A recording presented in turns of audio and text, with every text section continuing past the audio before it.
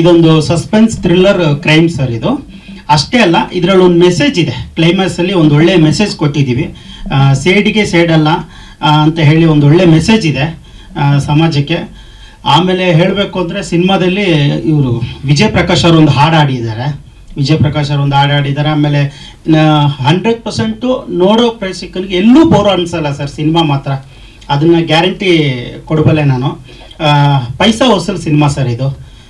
ಎಲ್ಲೂ ಒಂದು ಚೂರು ಫಸ್ಟಿಂದ ಲಾಸ್ಟ್ವರೆಗೂ ನೋಡೋರಿಗೆ ಎಲ್ಲೂ ಬೋರ್ ಅನಿಸಲ್ಲ ನಮ್ಮ ಸಿನಿಮಾ.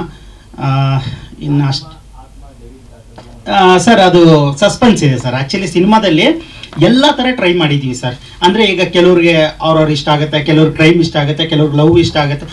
ಈ ಥರದ್ದು ಇಲ್ಲ ಅನ್ನಂಗಿಲ್ಲ ನಮ್ಮ ಸಿನಿಮಾದಲ್ಲಿ. ನೀವು ಟ್ರೈಲರ್ ನೋಡಿರಬೇಕು.